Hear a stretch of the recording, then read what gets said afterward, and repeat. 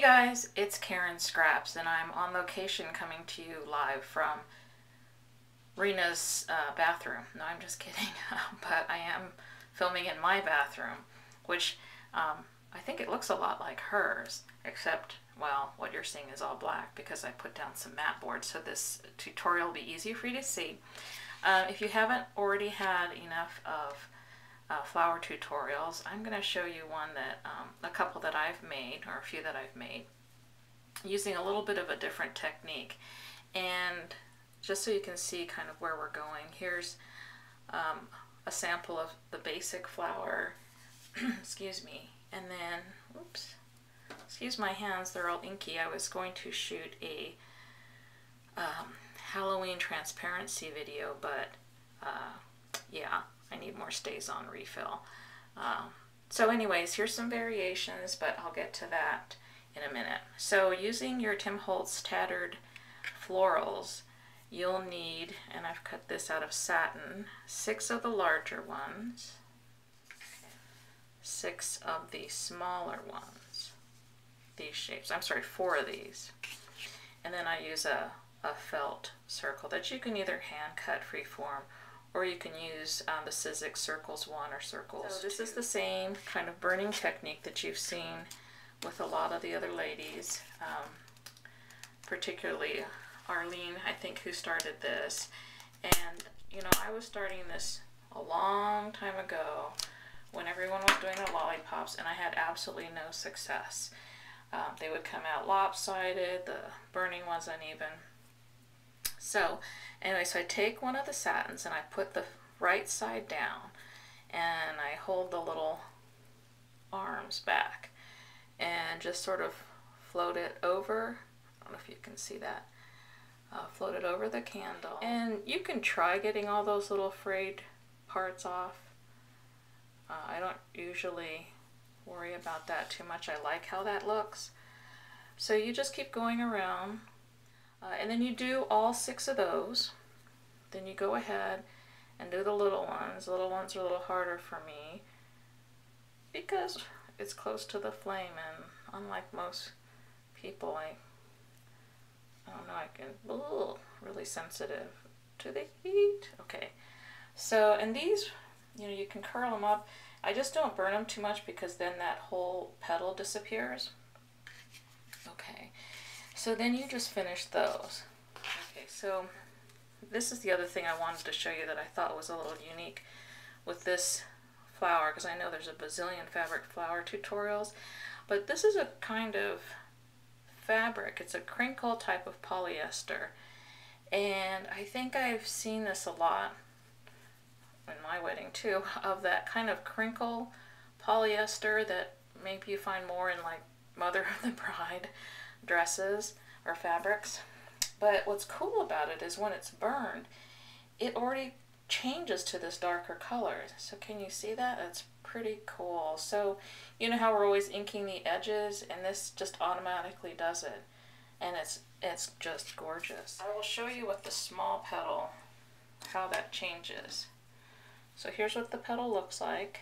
I mean, here's what the fabric looks like on the small petal. It's just pretty uniform. And just waving it briefly over, do you see how that changed that? That's so much darker. So when you finish,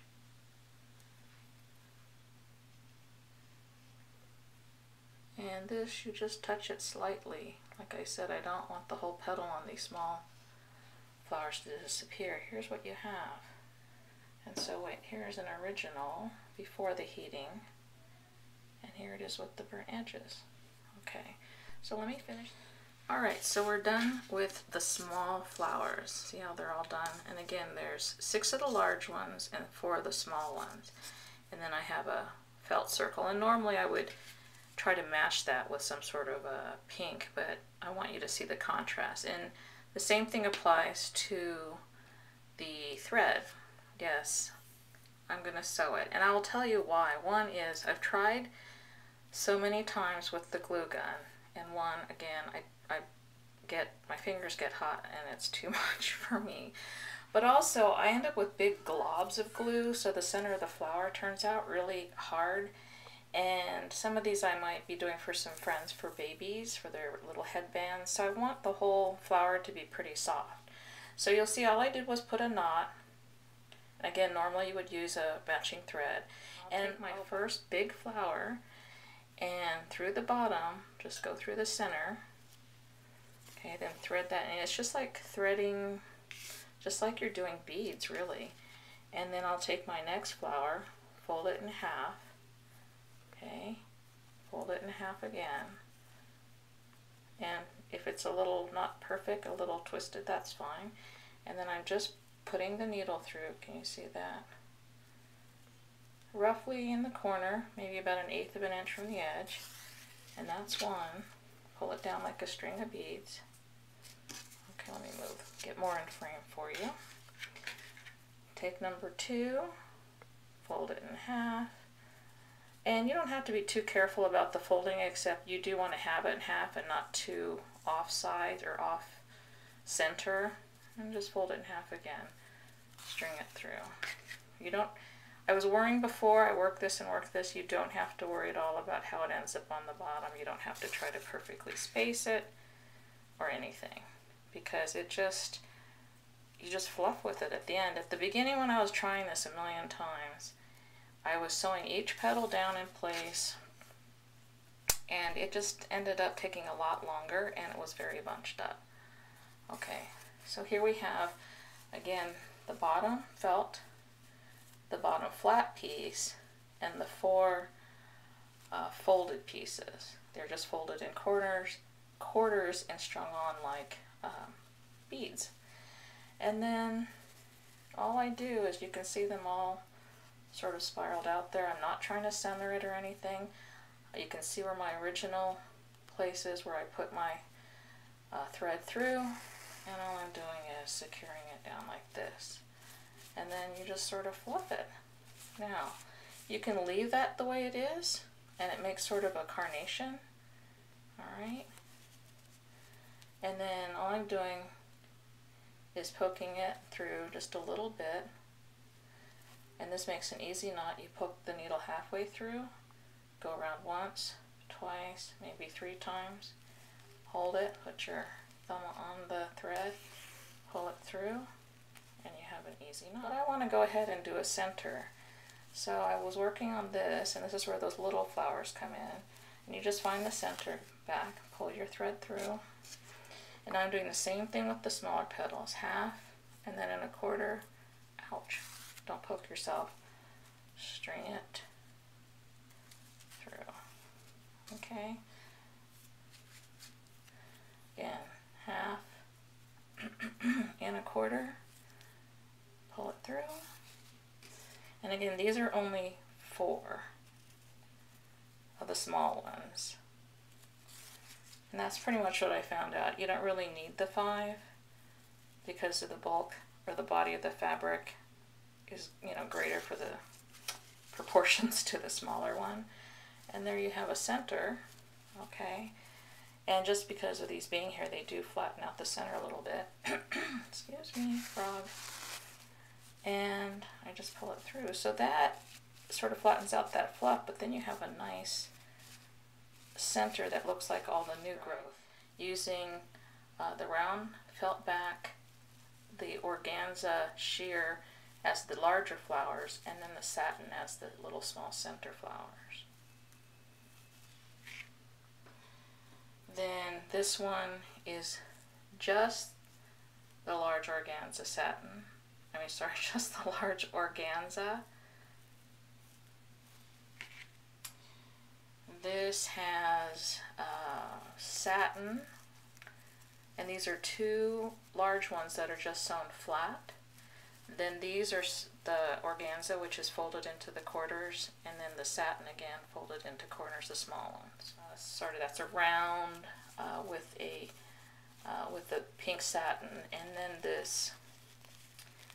It's like an organza, but it has little sparkles in it. I would imagine, of that is I had put some, again, large ones, but then I did the centers totally in the tulle. And this one is kind of like the variation we did with the pink, where we've got satin, the 2 large satin flat ones, but this has also got 2 tulle flat, 1 satin small flat, and then the 4 that are folded into quarters.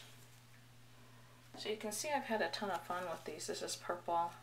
You could probably see this one a little bit better, where I've got the flat satin large, the folded quarter tulle large, and then the satin small folded into quarters. I wanted to show you, oh, here's a little one that's just purely made from the little ones. I had some leftovers, but I thought, you know, they're cute if you wanted to do a cluster, you know, so that they match, but they still look like baby flowers. And then I'll show you this last one. This is my attempt at a twilight flower. I took some velvet, red velvet that, you know, I was going to use at Christmas, but then I burnt it. You can see it probably best here. Burnt the edges. Then I used red satin, large flowers again. Then I had this like mesh material. Can you see that? It's probably better on the black. Cut that one of those, and then just did the 4 small flowers in the center. So hope you enjoyed it. Hope you learned a little something. I know the flower craze has been hitting everybody for a really long time, and people have been doing them like crazy. I just never have done a video, and I finally, like I said, figured out a technique that works for me, and I'm actually successful at it. So, hey, nothing like a late bloomer, right? Okay, take care everyone. Thanks for watching. See you later.